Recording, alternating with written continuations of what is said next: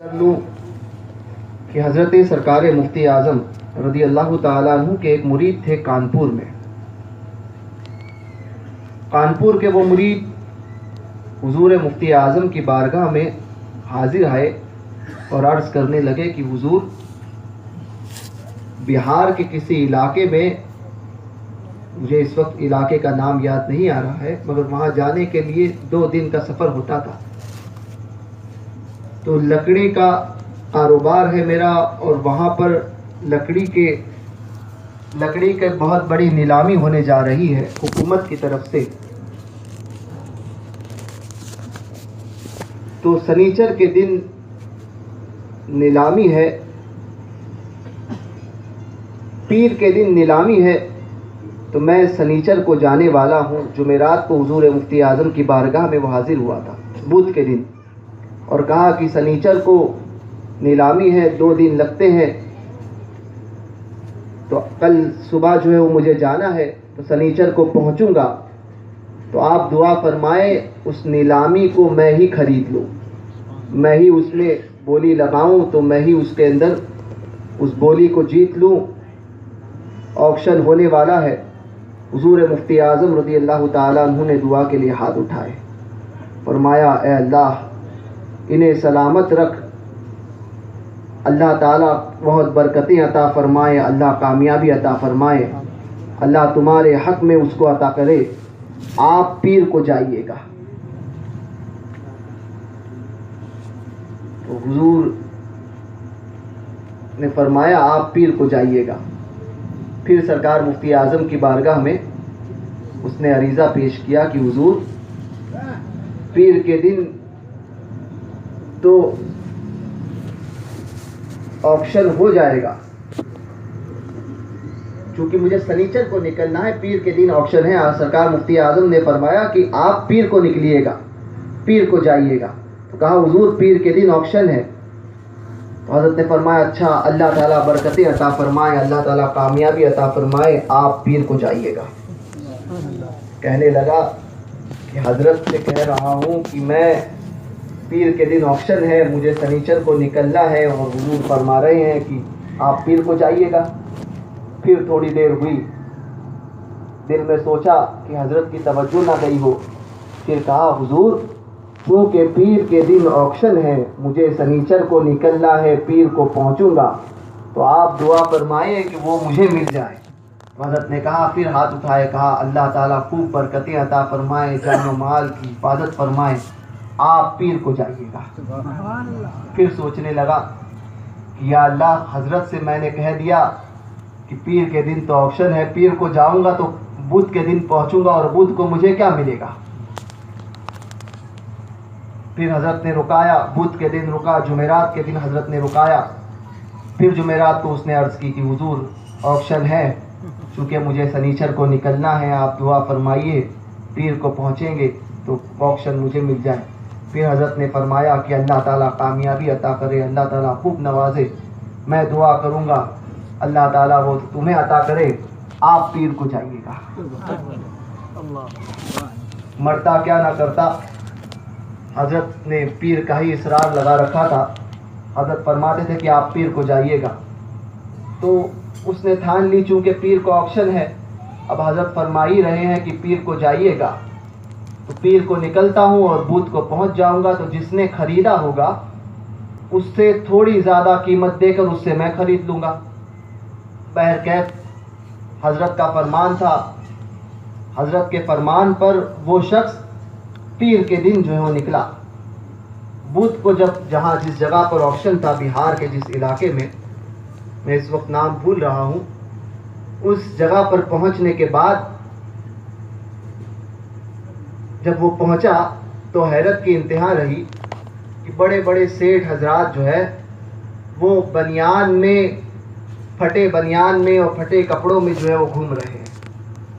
دور دراز سے آئے ہوئے کافی لوگوں کا حال یہی تھا. اب اس نے پوچھا تو کہا، چونکہ جب اس نے معلومات لی تو ان لوگوں نے کہا آکشن تو پیر ہی کو تھا، مگر ایسا ہوا کہ ہم سارے لوگ جو ہے وہ اتوار کو پہنچ گئے تھے رات میں، اور رات ہی میں ڈاکوؤں نے ڈاکہ ڈالا. اور ہمارے پاس جو کچھ تھا وہ سب کچھ لوٹ لیا. تو آکشن چونکہ پیر کو تھا مگر آج بت کو رکھا گیا ہے. ہمارے پاس کچھ بھی نہیں ہے. حکومت کے پاس جو ہے وہ جو ابھی اس کے اوپر بولی لگا کر جو پیسے دے گا وہی جو ہے وہ نقد رقم دے گا, وہی جو ہے اسی کو یہ آکشن ملے گا. حضور مفتی اعظم فرما رہے تھے کہ میں دعا کروں گا آپ پیر کو جائیے گا.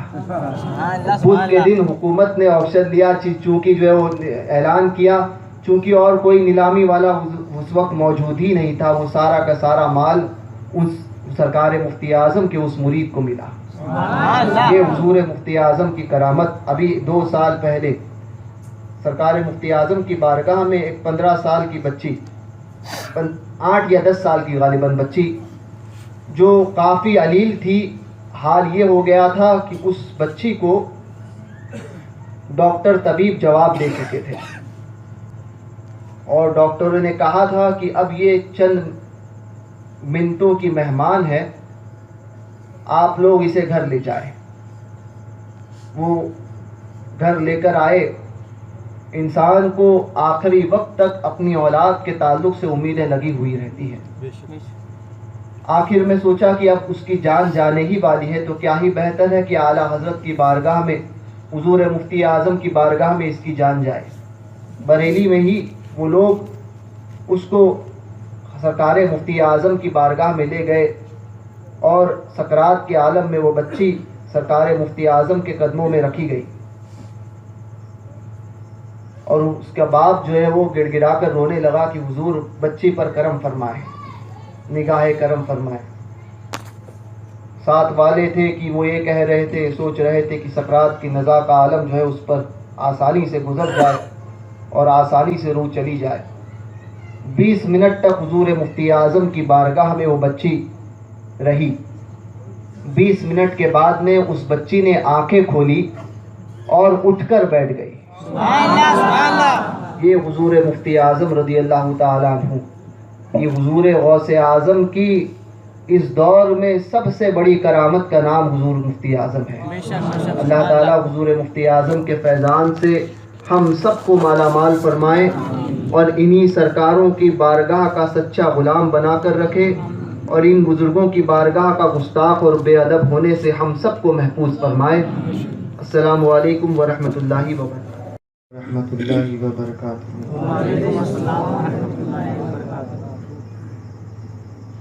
درود پاک پڑھیں. اللہم صلی علی سیدنا و مولانا محمد عاجل الکرم وآلہ واصحابہ اجمعین.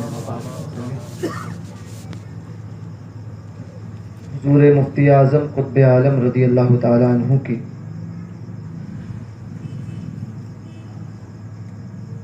شان میں ایک بہترین خطاب آپ نے سماعت کیا.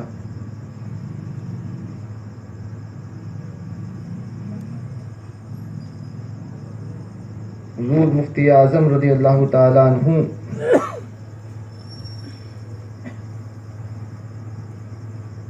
ایسی ذات کا نام ہے کہ اگر اس صدی میں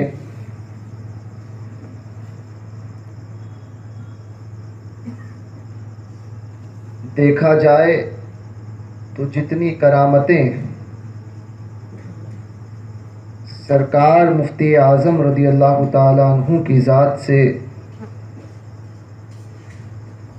ظاہر ہوئی, صادر ہوئی, اتنی کرامتیں کسی ایک اللہ کے ولی میں ظاہری طور پر نظر نہیں آتی. وہ مفتی اعظم جن کے تعلق سے حضور قطب مدینہ ضیاء الدین مدنی رحمۃ اللہ تعالی علیہ فرمایا کرتے تھے کہ اس گنبد کی قسم تو نہیں کھاتا, گنبد خضرا کو دیکھتے ہوئے فرماتے تھے کہ اس گنبد کی قسم تو نہیں کھاتا مگر اس کو دیکھ کر ایک بات کہوں گا کہ حضور مفتی اعظم رضی اللہ تعالیٰ عنہ روزانہ بارگاہ رسالت کی حاضری کے لیے میرے ساتھ موجود ہوتے ہیں, اور جو قرب میں مدینہ طیبہ میں رہ کر حضور کا نہ پا سکا وہ قرب بریلی میں رہ کر مصطفیٰ میاں نے پا لیا۔ حضور احسن العلماء رحمۃ اللہ تعالی علیہ سے پوچھا گیا کہ ماہرہ مطہرہ کی کوئی کرامت بتائیں۔ آپ نے فرمایا کہ ماہرہ کے بزرگوں کی کرامتیں تو کافی ہیں اور وہ کتابوں میں چھپ بھی چکی، مگر دو کرامات ایسی ہے کہ جس جیسی کرامت ماہرہ میں ہوئی ہی نہیں۔ ایک کرامت حضرت آل رسول احمدی رضی اللہ تعالی عنہ کے دور میں ہوئی، اس کرامت کا نام امام احمد رضا خان ہے۔ اور دوسری کرامت حضور سیدنا شاہ ابو الحسین احمد نوری نے نوری کے ذات سے صادر ہوئی، اس کرامت کا نام مصطفیٰ رضا خان ہے۔ حضور مفتی اعظم رضی اللہ تعالی عنہ کی کرامت بے انتہا، اور میں تو یہ سمجھتا ہوں کہ ہر مرید سرکار مفتی اعظم کا اپنے سینے میں حضور مفتی اعظم کی ایک کرامت ہے۔ ہر مرید سے پوچھو تو وہ یہ بتاتا ہے کہ میرے ساتھ میں یہ واقعہ پیش آیا۔ ایک نئی کرامت سننے ملتی ہے، مگر سرکار مفتی اعظم کی سب سے بڑی کرامت تھی استقامت شریعت۔ شریعت مطہرہ پر اس قدر سختی سے قائم تھے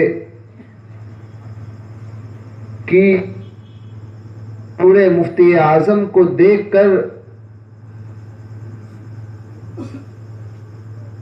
ہمیں بزرگوں کی یاد آتی تھی، یاد آتی ہے کہ جن بزرگوں کو ہم نے دیکھا نہیں، اس طرح سے امام عالی مقام امام حسین رضی اللہ تعالی عنہ کربلا میں اس دنیا سے ظاہری چشم عالم سے تشریف لے جا رہے ہیں، مگر امام حسین رضی اللہ تعالی عنہ کی آخری نماز قضا نہیں بلکہ ادا ہے۔ حضور مفتی اعظم کو دیکھو تو امام حسین رضی اللہ تعالی عنہ کا وہ صدقہ حضور مفتی اعظم کو ایسا ملا کہ اس دنیا سے حضور مفتی اعظم تشریف لے جا رہے ہیں، مگر زندگی کی آخری نماز قضا نہیں بلکہ ادا ہے، وہ بھی کھڑے ہو کر 92 سال کی عمر میں بستر علالت پر۔ جو شخص جس کا رات میں 1:40 پر انتقال ہونے والا ہو